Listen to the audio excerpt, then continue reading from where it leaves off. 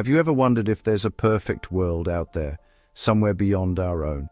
A world where every single thing we see is just a shadow of its true ideal self? Or do you believe that the world we can touch, see, and measure is the only reality that truly matters?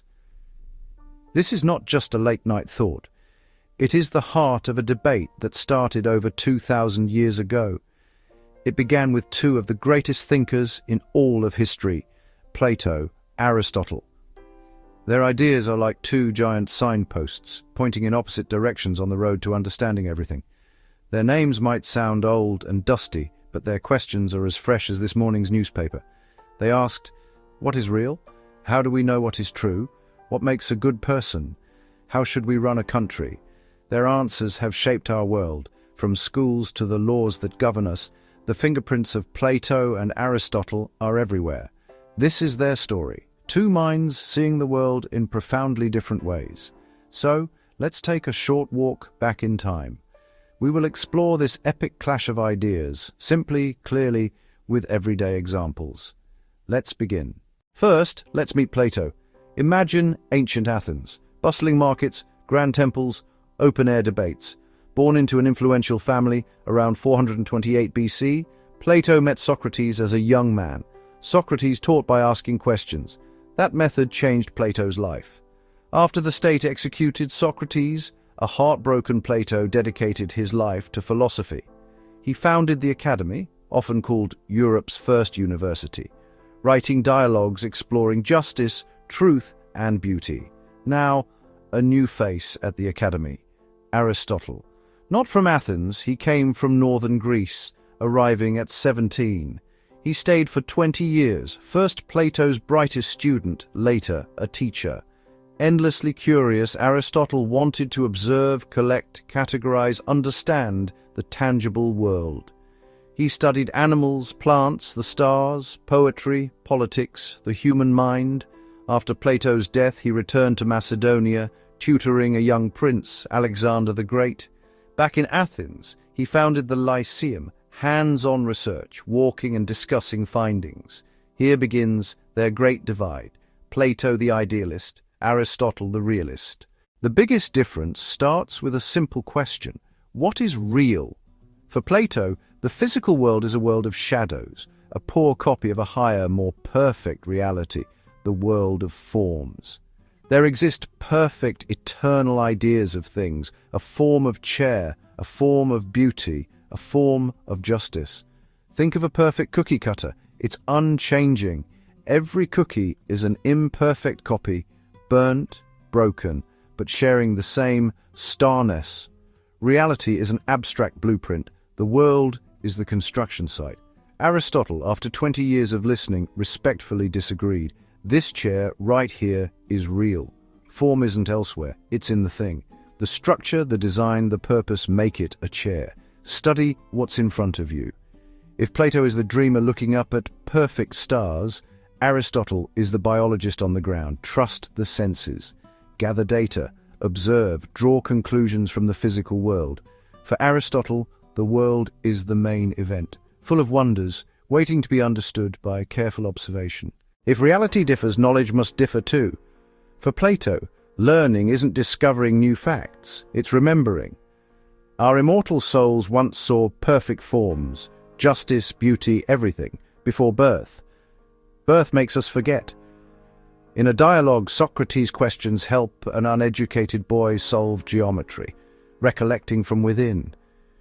Education turns the soul's eye back to perfect ideas, an inward journey. Aristotle rejects past life memory. The mind at birth is a blank slate, no innate ideas. All knowledge comes through the senses, raw data. From repeated observations we form general rules. Heavy objects fall. That's Aristotle's path from world to mind. It's the essence of scientific inquiry. We don't remember gravity. We discover it by observing. Building a society. Again, two paths.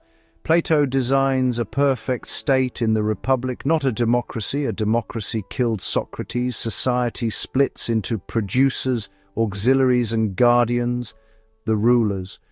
Not the most popular or richest, but the wisest. philosopher kings who know the form of the good. Politics like architecture, top-down from a flawless blueprint. Aristotle collects data, 158 constitutions, to learn what works in practice. Monarchy, aristocracy, democracy, and their failures, tyranny, oligarchy, mob rule. He prefers a polity, a healthy mix of democracy and oligarchy. A strong middle class stabilizes the state, avoiding extremes of rich and poor. Not perfection, but the best possible balance for real people in the real world. Ethics. Plato ties a good life to the forms. Understand goodness itself. Align your soul with the form of the good. Virtue is knowledge. Truly knowing the good compels doing the good. A rational mind should rule messy desires, like a philosopher king steering the state. Make your soul ordered, rational, unchanging. Aristotle brings ethics down to earth. Do good things, here and now. We become good by practicing being good. Virtue is a habit built by repetition. The goal, eudaimonia, human flourishing. Find virtue as a mean between extremes, courage between cowardice and recklessness, generosity between stinginess and waste. A good life is balanced, using practical wisdom and building good habits over a lifetime. Art and poetry, still divided. Plato, the world copies the forms, art copies the world, so art is a copy of a copy, twice removed from reality. He feared art's illusions and emotional power could mislead reason, so in the Republic he argued for strict censorship. Aristotle, in the Poetics, sees art as imitation of human action, revealing deeper truths, not mere copying. A good story can be more philosophical than history, telling what could happen, not just what did. He introduces catharsis. By feeling pity and fear in tragedy, we cleanse emotions in a safe, controlled way. For Aristotle, art teaches and completes us. It's a tool for understanding and growth. Their ideas didn't fade, they became two pillars of Western thought. Philosophy, science, even religion stand on these foundations. One emphasized abstract thought, mathematics, theology, the other observation, classification, natural science. Plato's influence soared in early Christianity, immortal soul, higher realm, the good echoing God. Aristotle returned via Islamic scholars and Latin translations, sparking universities and later the scientific revolution. Galileo and Newton tested ideas by observing the world, Aristotle's spirit. Today, law weighs Platonic ideals against messy particulars. Politics pits grand visions against pragmatic plans. When teachers ask why, they channel Plato.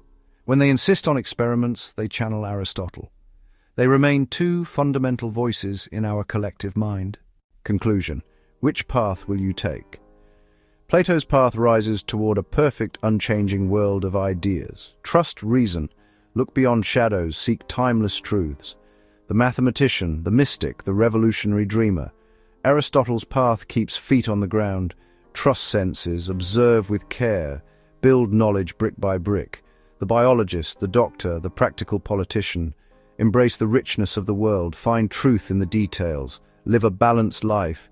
We need Plato's soaring idealism to imagine, and Aristotle's realism to build. Science needs grand theories and painstaking tests. A good life needs reflection and practiced virtue. They teach us how to think, not what to think, like a right hand and a left hand.